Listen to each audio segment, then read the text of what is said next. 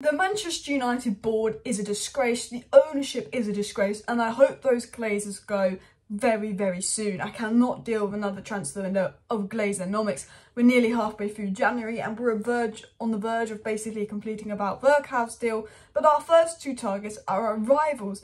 But Laurie Whitwell, The Athletic, did a very good article.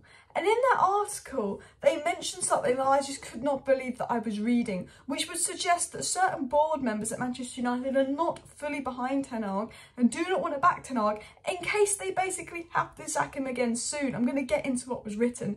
And I just thought, what in the shambles am I reading? First of all, we're not backing Ten Hag because we got no money, but then we saved 20 million on Ronaldo, but then we still got no money.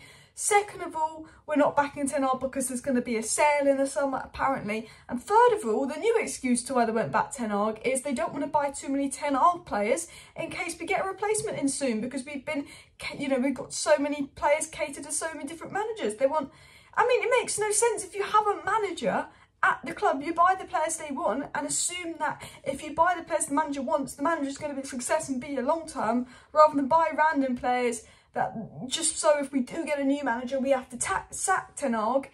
It will be easier for the new manager. We shouldn't be thinking like this. This is why this football club is shambles. This is why the ownership must go. But when the new ownership comes in, praying, begging, it's soon, rich new owners, they get rid of that board. Murta, Arnold, piss off. The board, piss off. Now, it doesn't say which specific board members probably aren't back in Ten Hag, but let's get into this article by Laurie Whitwell. So please do hit that like button. And of course, subscribe down below if you're new, because if you do want to stay up to date on all the latest transfer news, Manchester United news and more, and I do live shows discussing everything as well, subscribing to Alice Talks Football is the place to be. And also, before I get into what was said by The Athletic, I want to let you know that Erik Ten Hag is the fastest ever Manchester United manager to reach 20 wins. And considering how awful we were last season, I didn't think that that would be possible for him to be the fastest to reach 20 wins. But this is what is doing my head in. This report by The Athletic, this is just classic Manchester United Glazer board. I don't know who it is, but this is it. There are people close to Manchester United who believe buying certain players specifically to meet Ten Hag's brief is a long-term risk, owing to the chances of another change in the dugout at some point. Laurie Whitwell. Let me just read that again. There are also people close to Manchester United who believe buying certain young players specifically to meet Ten Hag's brief is a long-term risk, owing to the chance of another change in the dugout at some point. There are people in the Manchester United board that have not been named that don't feel the need to back Ten Hag or get players specific to what Ten Hag wants, because long term they might just change manager. They really don't know how to run a football club. When you buy a manager, you don't think about the next manager, you think about what should we do to make this manager work. I said, you've brought Ten Hag in, he's doing brilliant. He's done nothing wrong and he's just demanding some strikers because he's lost Ronaldo and he deserves one. And there are people at this club thinking, isn't it a risk getting him some Ten Hag, spending more money on Ten Hag in case a new manager comes in with a new plan? No, you should be thinking, this Ten Hag guy's the G, like, let's back him, he's doing fantastic stuff, he's going to be here the next 10 years. We think like that. There are people in this board higher up, probably the Glazers, honestly, because they'll use this as an excuse not to spend in January and summer, if they're here in summer. But there are actually people high up at United, close to United, in and around that source, that think, what's the point in buying players that Ten Hag wants because we can just get a new manager in? Like, they're already planning for his sacking, despite him being the fastest Manchester United manager to reach 20 wins, despite him being incredible. Someone on that board is planning for a sacking, not everyone, because the article did follow up and say there is determination within Manchester United recruitment department to act quicker and prepare better regarding their summer 2023 business. Now there's a clear plan from the man in the dugout. So some people at United are like, Ten Hag's got a clear plan, man in the dugout, you know, we know what he wants to do, let's act quick in summer.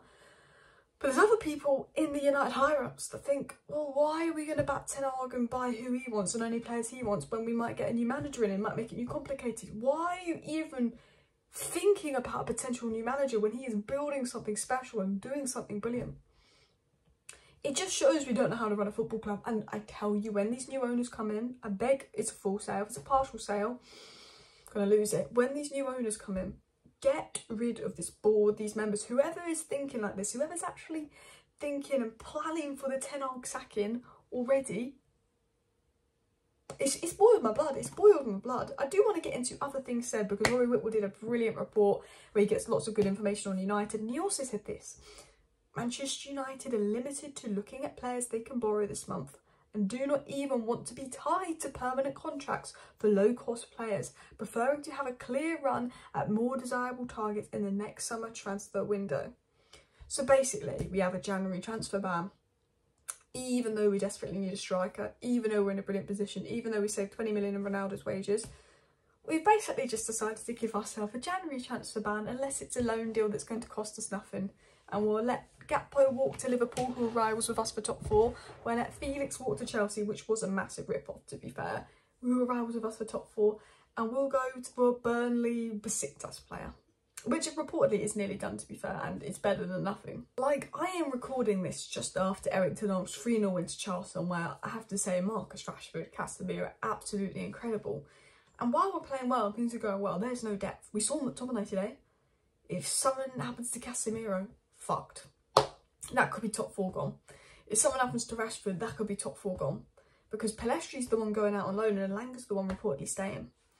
And I tell you what, if Elanga can't do anything against the League One side, how is he going to be the second choice striker if something happens to Martial or we play Rashford out of position?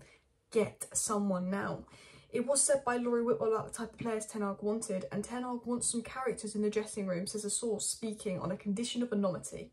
So someone in and close around Ten Hag said that Ten Hag wanted players that were characters in the dressing room.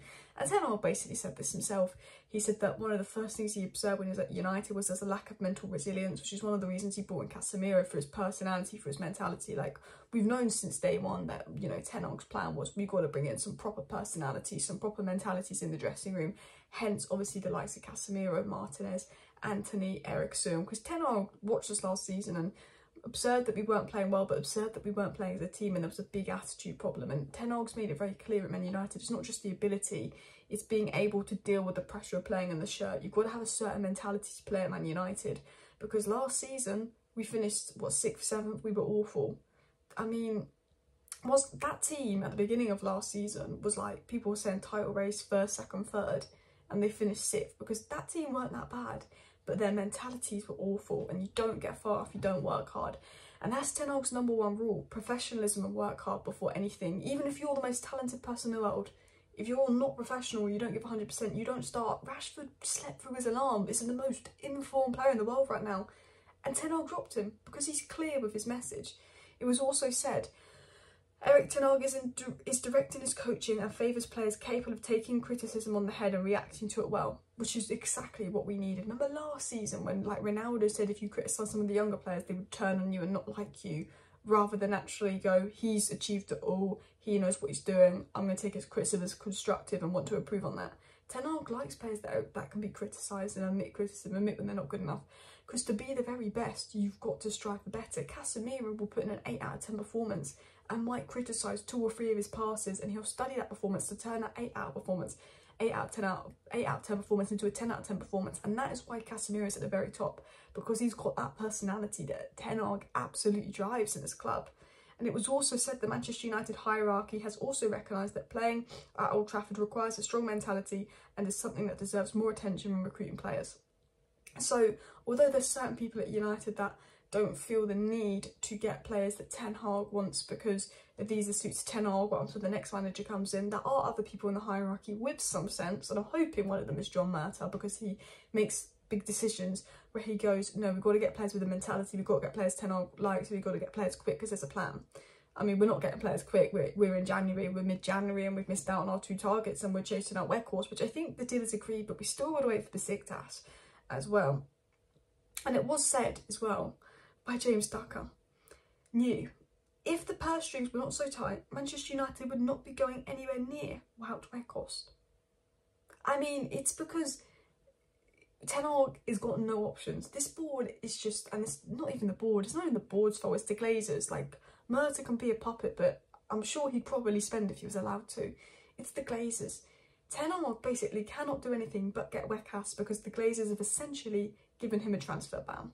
And it's probably the Glazers, someone close to the Glazers, who were probably the ones going around with the mindset of why should we be buying all these players so specific to Ten Hag's brief in case he won't be here in a few years. I probably reckon that was the fucking Glazers thinking like that, because they know nothing about football, they know nothing about how to run a football club.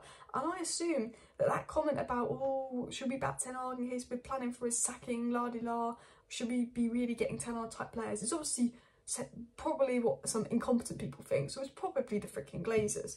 Now, I want to say why I love Ten Hag, and I'm not doing the 5 things we learned because it's Charlton in the Carabao Cup, but one thing I did learn is I love Ten Hag for that video, and the second thing is Rashford incredible, and the third thing is Garnacho's mad, and the fourth thing was Palestra was a great sub, and the fifth thing we learned was McTominay struggled, but that's actually 5 things we learned. But Erik Ten Hag said this: I said before the match, no ifs, buts and maybes, we have to be in the semi-final and we've got to get a job done. That's what Ten Hag said to the players, and that is Ten Hag's mindset. No excuses, we've got to be in the semi-final, we've got to get the jobs done. It's freaking Charlton. And that is exactly why I love you, Erik Ten Hag. And hopefully he gets a striker in the summer. And the final bit of this video is talking about, there's a lot of Harry Kane news and speculation, Oshmi and Sesko. The final bit of this video is talking about some striker news, because we will get a big striker in summer, and hopefully another midfielder as well. And it was said, and hopefully new owners will be spending the money and not the Glazers, not Glazeronomics this summer, because if it's Glazeronomics this summer, 60 million budget, 1 signing, I'll tell you that now. Now, it was said by Disco Mirror, United are planning a permanent move for a striker in the summer with Kane, Oshmi and Sesko among their targets. We also know Vlahovic is a target.